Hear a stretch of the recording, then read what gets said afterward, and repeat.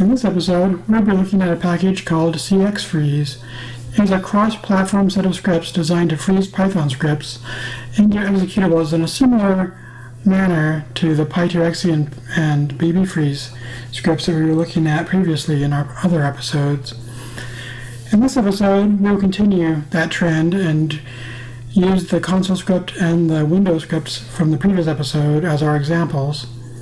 The CXFreeze tool is the only binary creation tool that can work with both Python 2 and 3 on multiple operating systems at this time.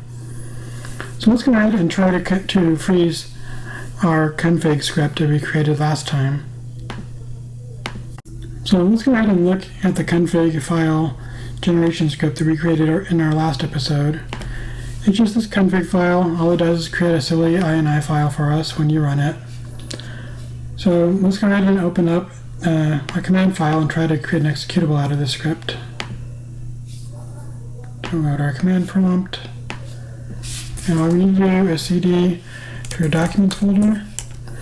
And before I do this, I want to mention that there seems to be a problem with the latest CXFreeze, which is, I believe, 4.3.4. I couldn't get it to work on Windows 10, and I had to downgrade to 4.3.3. It just would not run correctly for me. And I also had to install it using the MSI file on Windows instead of using pip.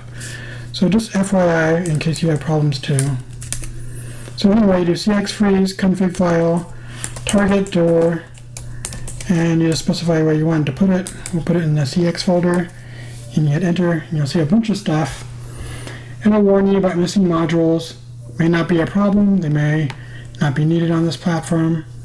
Copies various junk into that CX folder, and then we just go there and see if we got what we wanted. So CX folder, you notice it doesn't have anywhere near as many files as PyTorexy or even bbfreeze. If we go back to bb, you'll see this one has a lot more files. So anyway, back to CX. Let's go ahead and try running this. You get a blink, and then boom, you have an ini file.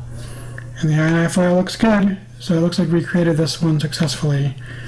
Now we just need to see if we can get CXFreeze to create a Windows binary of a user interface. So that's what we'll do in our next part. Alright, so as you might recall, in our last episode, we had a little UI file, which happened to be this one, which basically just creates a bunch of labels and a bunch of text controls. Let's go ahead and run it as a reminder to see what it looks like. So here we go. We have a bunch of different things, and we just want to turn this into an executable. To make this more interesting, we're going to go ahead and create a setup.py file for this using CXFreeze.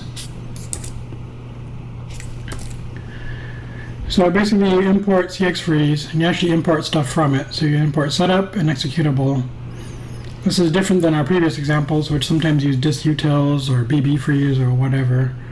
So anyway, you have a new setup, you name it, you give it a version, a description, and then the executable's name.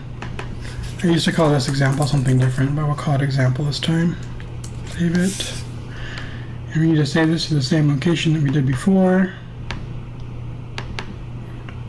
And since we already have a setup.py, we'll call this setupcx. And we'll just save that and open up our terminal again. And we should be able to make this thing work. So let's go ahead and call Python setup cx and the build command. As you can see, it did a whole bunch of different things. Looks like it built stuff. And let's see what happened in our folder.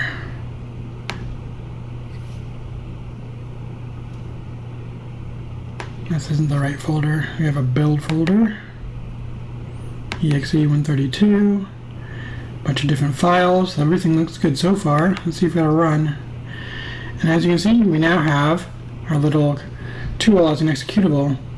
However, you'll see that we also have a little command window in the background. That's kind of annoying, but at least we can create an executable with CXFreeze. If you want to create a simple setup.py, you can actually use CXFreeze's quick start command in the same folder as your code. So you just Let's open this back up. You just type cxfreeze.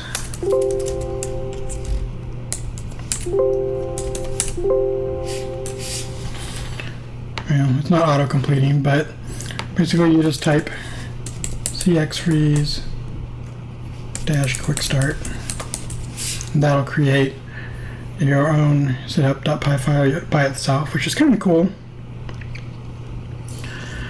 So anyway, I noticed that when I ran this, I got around 16 megabytes worth of files. So you might get something different. It really depends on the OS.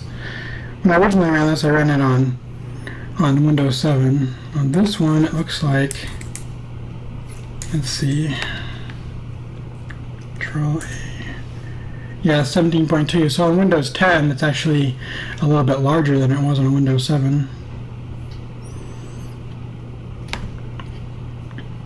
So at this point, you should be able to create your own stuff.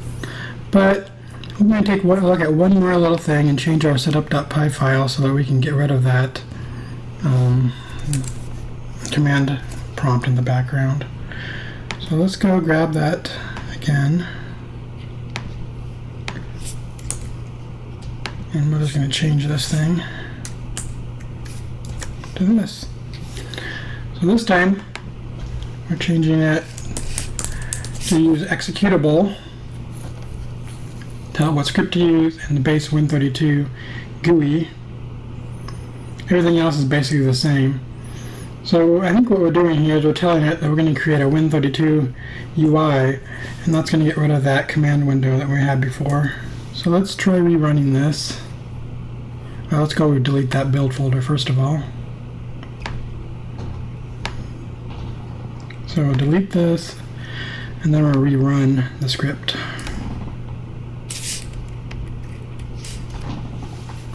So hopefully, now that we have a new build folder,